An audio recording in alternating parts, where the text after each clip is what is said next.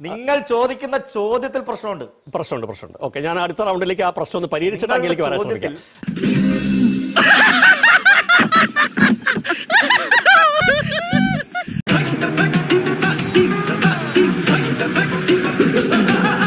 ഇന്നലെ വരെ സർക്കാരിനെതിരെ വിഴിഞ്ഞം പ്രശ്നത്തിൽ ആഞ്ഞടിച്ച CPM പക്ഷേ ഇന്ന് ഈ വിഷയത്തിൽ ചർച്ചയ്ക്കില്ല എന്ന് അറിയിച്ചിട്ടുണ്ട്.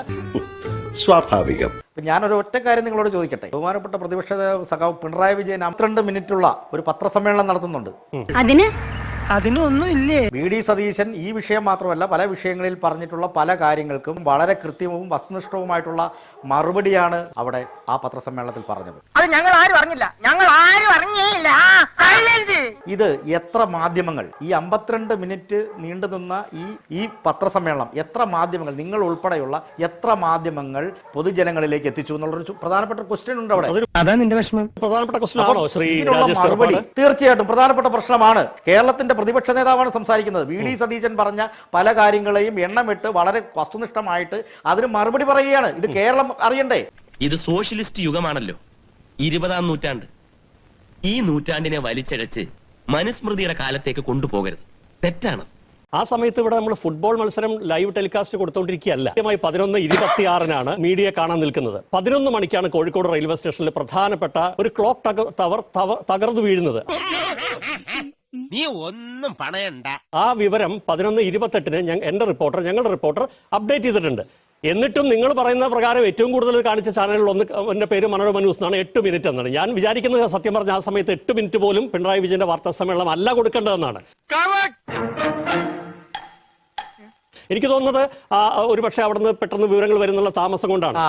അല്ലല്ല, ഒരു മിനിറ്റ്.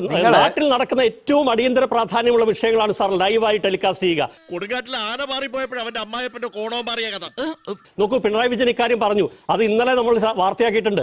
ഇന്നും ചർച്ച ചെയ്യാണ്. ഇന്നലത്തെ എല്ലാ വാർത്തകളും, ബ്രേക്കിംഗ് ന്യൂസ്, നമ്മുടെ വാർത്തകളിലൊക്കെ പിണറായി വിജയൻ ഈ ചോദിക്കുന്ന ചോദ്യങ്ങളൊക്കെ വാർത്തയായി. ഈ 52 മിനിറ്റ് വാർത്താ സമ്മേളനം കൊടുത്തില്ല എന്ന് പറയുന്നത് തീർത്തും അയുക്തിയാണ്. എന്ത് പറ്റി? ആൾക്ക് ഇപ്പൊ പഴയ പോലെ പേടില്ലാണ്ടായോ? ഒരു കാരണവശാലും അത് ഉന്നയിക്കാൻ പാടില്ലാത്താണെന്ന് ഞാൻ ഉറച്ചു വിശ്വസിക്കുന്നു. കാരണം ആ ദിവസം ഒരു വർക്കിംഗ് ഡേയിൽ ഒരു റെയിൽവേ സ്റ്റേഷനിൽ താളം തെറ്റി പറയും എത്ര കണക്കിന് ആളുകളാണ്, 100 കണക്കിന് ആളുകളാണ് ഇന്നലെ വഴിയിലായി പോയത്. എപ്പോ വരെ? പാതിരാത്രി വരെ. ആരോട് ഇതിങ്ങനെ എത്ര വട്ടം പറഞ്ഞു? ജനശതാബ്ദി എക്സ്പ്രസ് എന്ന് പറഞ്ഞാൽ ഡെയിലി തിരുവനന്തപുരത്ത് നിന്ന് കൊച്ചിയിലേക്കും കോഴിക്കോട് നിന്ന് കൊച്ചിയിലേക്കും വന്നു പോകുന്ന മനുഷ്യരൊക്കെ പെരുവഴിയിലായിപ്പോയി. 100 കണക്കിന് സഞ്ചരിക്കുന്ന യാത്രക്കാർ, 1000 കണക്കിന് അവരുടെ ബന്ധുക്കൾ, സിബ്ലിങ്സ്, അവരുടെ റിലേറ്റീവ്സ് തുടങ്ങിയ ആളുകളൊക്കെ പ്രതിസന്ധിയിലായ ഒരു പ്രശ്നം വരുമ്പോൾ ഏത് മാധ്യമ പ്രവർത്തന പാഠമാണ് സാർ നിങ്ങൾ ഞങ്ങളെ പഠിപ്പിക്കാൻ വരുന്നത്? അതൊന്നും എനിക്കറിയാൻ മേല. ഇങ്ങനെ എന്തെങ്കിലുമൊക്കെ പറയുമ്പോഴേ എന്റെ മനസ്സിനൊരു സന്തോഷം ഉണ്ടാവുള്ളൂ. ഞാൻ എന്റെ സന്തോഷം നോക്കിയാൽ പോരെ. അത് കൊടുക്കണ്ട എന്നല്ല പറയുന്നത്. ഏതെങ്കിലും തരത്തിലുള്ള അടിയന്തര പ്രാധാന്യമുള്ള ലൈവ് ടെലികാസ്റ്റുകൾ കൊടുക്കണ്ട എന്നുള്ളതല്ല അതിന്റെ അർത്ഥം. അതിന്റെ പിന്നിലെ രാഷ്ട്രീയത്തെ സംബന്ധിച്ചാണ് ഞാൻ പറയുന്നത്. അല്ലല്ല, അതുകൊണ്ട് തന്നെ അത് കൊടുത്തില്ല, 52 മിനിറ്റ് കാണിച്ചില്ല എന്ന് പറയുന്നത് ജനാധിപത്യ വിരുദ്ധമായിട്ടുള്ള ആരോപണം കൂടിയാണ്. ശ്രീ രാജേഷ് ചെറുപ്പാട്, നിനക്ക് വല്ല പ്രാന്തണ്ട ഈ ഊളകളോട് വർത്താനം പറയാൻ? ഇവന്മാരെ നിനക്ക് ശരിക്കും മനസ്സിലായിട്ടില്ല ഇത് മാത്രമല്ല, ഇപ്പൊ ഈ കൈരളി ചാനൽ 52 മിനിറ്റും കാണിച്ചു എന്ന് പറഞ്ഞു. യഥാർത്ഥത്തിൽ എന്ത് മാധ്യമപ്രവർത്തനമാണ് അവര് ചെയ്തതെന്നുള്ള ഒരു സംശയം ഒരു മാധ്യമപ്രവർത്തനത്തിലേക്ക് എനിക്കുണ്ട്. വല്ല കാര്യമുണ്ടോ? എന്തിനാണ് ഇങ്ങനെ ഇല്ലാന്ന് നടക്കണേ? 52 മിനിറ്റ് ഒരു നാട്ടിൽ ഒരു റെയിൽവേ സ്റ്റേഷനിൽ വലിയ അപകടം ഉണ്ടായിട്ട് അത് മൈൻഡ് ചെയ്യാൻ പിണറായി വിജയന് തന്നെ ലൈവ് കൊടുത്തോണ്ടിരുന്നു പറഞ്ഞാൽ അതെന്ത് മാധ്യമപ്രവർത്തനമാണെന്ന് എനിക്ക് സംശയമുണ്ട്. നിർത്തിയങ്ങ് അവമാനിക്കുവാണെന്ന് ഞാൻ അങ്ങോട്ട് ചോദിക്കട്ടെ. നിങ്ങൾ ഇത് തന്നെ പറഞ്ഞു തന്നെ വീണ്ടും പറഞ്ഞുകൊണ്ടിരുന്നിട്ട് കാര്യമില്ല. അതായത് 52 മിനിറ്റ് കൊടുക്കണമെന്നല്ല പറയുന്ന, 52 മിനിറ്റ് കൊടുക്കണം എന്നുള്ളതല്ല, അടിയന്തര പ്രാധാന്യമുള്ള കാര്യങ്ങൾ കൊടുക്കണം. പക്ഷേ എന്തുകൊണ്ടാണ് നിങ്ങൾ പിന്നെ വളരെ പ്രധാനപ്പെട്ട ഈ കാര്യത്തെ അവഗണിക്കുന്നത്? എന്തിനാടോ നായരെ വെറുതെ എന്റെ ബ്ലഡ് പ്രഷർ ഇങ്ങനെ കൂട്ടണേ? അവഗണിച്ചില്ല എന്നുള്ളതാണ് എന്റെ പോയിന്റ് സാർ. എറിഞ്ഞാൽ കൊള്ളില്ലാത്തത് തിരിച്ചെടുക്കൂ, എറിഞ്ഞാൽ കൊള്ളില്ലാത്ത ആയുധം തിരിച്ചെടുക്കൂ. ഇത് നിൽക്കില്ല, ഈ വാദം അങ്ങനെ ഉന്നയിക്കണ്ട. ഇത് നിൽക്കുന്ന കാര്യമല്ല. നിന്റെ വേഷം കെട്ട് എന്നോട് എടുക്കണ്ട. നിന്നേക്കാൾ ഒരുപാട് ഓണം കൂടുതൽ ഉണ്ടവനാ ഞാൻ. അല്ല നിൽക്കും. അത് നിൽക്കുന്നത് കൊണ്ടാണല്ലോ പറയുന്നത്. അത് നിങ്ങൾ ഇങ്ങനെ നിരന്തരം ഇങ്ങനെ ചോദിച്ചോണ്ട്, ഇത് നമ്മൾ ചോദിക്കുന്ന ഒരു ചോദ്യമാണ്. ഇത് ഏതെങ്കിലും രാഷ്ട്രീയ പാർട്ടിയുടെ, ഏതെങ്കിലും പ്രത്യേക രാഷ്ട്രീയ പാർട്ടിയുടെ ആയിട്ട് ബന്ധപ്പെട്ടിട്ടുള്ള ഒരു പത്രസമ്മേളനമല്ല. കേരളത്തിന്റെ പ്രതിപക്ഷ നേതാവാണ് സംസാരിക്കുന്നത്. മനുഷ്യനിങ്ങനെ പക്ക പൊട്ടനായി പോയാൽ എന്ത് ചെയ്യും? കേരളത്തിന്റെ മുഖ്യമന്ത്രി പറഞ്ഞ പല വിധത്തിലുള്ള ആരോപണങ്ങൾക്ക് മറുപടിയാണ് പറയുന്നത്. അത് കേരളം ശ്രദ്ധിക്കേണ്ടതാണ്. കേരളം ശ്രദ്ധിക്കും. അപ്പൊ മാധ്യമങ്ങൾ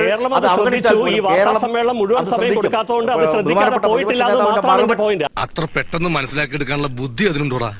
അതിലെന്ത് മെറിറ്റ്, അങ്ങ് ഉന്നയിക്കുന്ന എന്ത് മെറിറ്റാണ്? ആ വിഷയം എവിടെയാണ് പ്രാധാന്യത്തോടെ ചർച്ച ചെയ്യപ്പെടാതെ? ഇന്നലെ രാത്രി ഈ സമയത്ത് പിണറായി വിജയൻ തിരിച്ചു ചോദിച്ച ചോദ്യങ്ങളാണ് ഈ പോയിന്റ് ഞാൻ ഇവിടെ ചർച്ച ചെയ്തത് സാർ. അതുകൊണ്ട് അത് ഹൈലൈറ്റ് ചെയ്യപ്പെടാതെ പോയിട്ടില്ല. അങ്ങ് അത് വിടൂ. പിന്നെ ഇത് തന്നെ പറഞ്ഞോണ്ട് നിങ്ങൾ ഒരു കാര്യം പറയും, മറ്റൊരു കാര്യം പറഞ്ഞിട്ടില്ല. ഞാൻ പറഞ്ഞത് ഞാൻ ഉന്നയിക്കാൻ ശ്രമിച്ചത്, ഞാൻ അത് പറഞ്ഞു വരുന്ന ഒരു വിഷയത്തിലേക്ക് നമ്മൾ, അതായത് ഒരു ചോദ്യത്തിന് അല്ലെങ്കിൽ താങ്കൾ ഉന്നയിച്ച ഒരു വിഷയത്തിൻ്റെ ഒരു പറഞ്ഞു തുടങ്ങിയ ഒരു ഇൻട്രൊഡക്ഷൻ മാത്രമാണ് അത്. ആ ഇൻട്രൊഡക്ഷനിൽ പിടിച്ചിട്ട് അത് തന്നെ വീണ്ടും വീണ്ടും അങ്ങോട്ടും ഇങ്ങോട്ടും ചർച്ച ചെയ്തുകൊണ്ട് കഴിഞ്ഞാൽ നമ്മൾ ഈ ചർച്ച എത്താതെ പോകും. ഇത് ഞാൻ അങ്ങോട്ട് ചോദിക്കേണ്ട ചോദ്യമല്ലേ? ഞാൻ പറഞ്ഞത് ബഹുമാനപ്പെട്ട പ്രതിപക്ഷ നേതാവ് ലൈവായി ചെയ്തിട്ടുള്ള ഒരു പത്രസമ്മേളനത്തെ വേണ്ട രീതിയിൽ അർഹമായ പരിഗണനയോടുകൂടി ഗൗരവത്തോടുകൂടി കൊടുക്കാത്തത്, എന്ത് കൊടുക്കണം എന്നുള്ളത് നിങ്ങളുടെ താല്പര്യമാണ്, ആയിക്കോട്ടെ. എന്റെ പൊന്നണി എനിക്ക് അറിയാൻ പാടില്ലായിട്ട് ചോദിക്കുക. നീ ഒരു ഒറ്റ ഡയലോഗ് വെച്ച് എത്ര കാലം ഈ ഫീൽഡിൽ പിടിച്ചിരിക്കും? അതിൻ്റെ ഒരു രാഷ്ട്രീയമുണ്ട്, അതൊക്കെ നമുക്കറിയാം. അപ്പം വളരെ ക്രിയാത്മകമായിട്ടുള്ള ഒരു പ്രതിപക്ഷത്തിൻ്റെ വളരെ കൃത്യമായിട്ടുള്ള മറുപടി മുഖ്യമന്ത്രിക്ക് കൊടുത്തിട്ടുള്ള ഒരു മറുപടിയാണത്. ആ മറുപടി എന്ന് പറയുന്നത് ഈ പറഞ്ഞ ഈ വിഷയവുമായി ബന്ധപ്പെട്ടിട്ടുള്ള പല കാര്യങ്ങളും അതിനകത്തുണ്ട്. മനസ്സിലായില്ലേ? CPM-ന്റെ ആഭ്യന്തരമായ എന്തോ വലിയ കലഹങ്ങളുണ്ട്, വലിയ അഭിപ്രായ വ്യത്യാസങ്ങളുണ്ട് എന്നുള്ള തരത്തിലേക്ക് ഈ വിഷയത്തെ ഉണ്ടോന്ന് ചോദിക്കുകയാണ്. കപ്പൽ ഉലയുന്നോ എന്നാണ് ചോദ്യം. ഉണ്ടോ എന്ന്? അല്ലല്ല, അതാണ് അത്. ആലങ്കാരികമായ ഭാഷകൾ കൊണ്ടൊന്നും ഇതിൽ ഈ ഇത്തരത്തിലുള്ള വിഷയത്തെ നിർമ്മിച്ചെടുക്കാൻ കഴിയില്ല. അതാ ഞാൻ പറഞ്ഞത്. ശ്രീ പി ജയരാജന് ഈ വിഷയത്തിൽ പിണറായി വിജയൻ തന്നെ ഇത്ര ഗൗരവത്തിൽ ഏറ്റെടുത്ത വിഷയം ഈ പി ജയരാജന് പ്രശ്നമായി തോന്നാത്ത എന്താണ്? സ്ട്രൈറ്റ് ആണ് ചോദ്യം. അല്ലല്ല, ജാങ്കോ നീ അറിഞ്ഞ ഞാൻ പെട്ടു. ഗോവിന്ദൻ മാഷും ഇ പി ജയരാജനും ശൈലജ ടീച്ചറും പിന്നെ PK ശ്രീമതി ടീച്ചറും KK രാഗേഷും പറഞ്ഞ കാര്യങ്ങൾ മനസ്സിലാക്കിയിട്ട് തന്നെയാണ് ഇത് പറയുന്നത്. ഇതിനകത്ത് രാഷ്ട്രീയം എന്താണ്? ഇതിനകത്തൊരു കാര്യമുണ്ട്. എന്താ കാര്യം?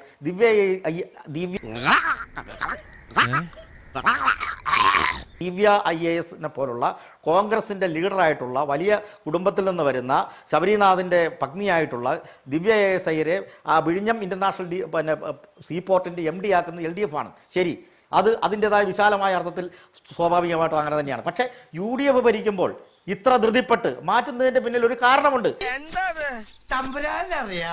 അത് വസ്തുതയാണ്, അത് സംശയിക്കേണ്ടി വരും. എന്താ കാരണം? അല്ലല്ല, ഒരു സെക്കൻഡ് നോക്കൂ. ഇക്കാര്യത്തിൽ നിങ്ങൾക്ക് ക്ഷമിക്കണം, CPM-ന് മൊത്തത്തിൽ ഏകാഭിപ്രായം ഉണ്ടോന്നുള്ളതാണ് ചോദ്യം. ഇതൊക്കെ സ്വാഭാവികമാണെന്ന് KK ശൈലജ പറഞ്ഞ ആള് വിശദീകരിക്കട്ടെ എന്ന് PK ശ്രീമതി.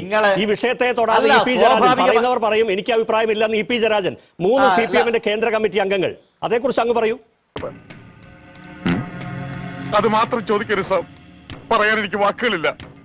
അതോട് അല്ല, അപ്പം 15 കോടി രൂപ അദാനി പോർട്ടിന് പിഴയടക്കുകയും ഇത്തരത്തിലുള്ള പലതരത്തിലുള്ള ഡീലുകൾ സംശയാസ്പദമായ രീതിയിൽ ഈ UDF കുടുംബത്തിൽ നിന്ന് വരുന്ന ഈ പറഞ്ഞ പോലെ സ്വാഭാവികമായിട്ട് അങ്ങോട്ട് പിന്നെ ഏതെങ്കിലും തരത്തിലുള്ള രാഷ്ട്രീയ താല്പര്യത്തിൻ്റെ അടിസ്ഥാനത്തിൽ പല ഉന്നത സ്ഥാനത്തിരിക്കുന്ന ആളുകളെ മാറ്റുന്നത് പോലെയോ രാജിവെപ്പിക്കുന്നത് പോലെയോ ഉള്ളൊരു കാര്യമല്ലത്.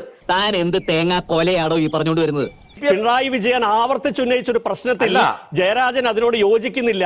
ആ ജയരാജനോടൊപ്പമാണ് ഞാനെന്നൊരു കേന്ദ്ര കമ്മിറ്റി അംഗം പറയുന്നത്. നമ്മൾ സമീപകാലത്ത് കേട്ടിട്ടുണ്ടോ സാർ ഇങ്ങനൊരു സെനാരിയോ? എന്താ അതിനർത്ഥം? അത് പറയൂ അങ്ങ്. എന്താ ഉറക്കം വരുന്നു? നിങ്ങൾ ചോദിക്കുന്ന ചോദ്യത്തിൽ പ്രശ്നമുണ്ട്. ഓക്കെ, ഞാൻ അടുത്ത റൗണ്ടിലേക്ക് ആ പ്രശ്നം ഒന്ന് പരിഹരിച്ചിട്ട് അങ്ങേക്ക് വരാൻ ശ്രമിക്കാം.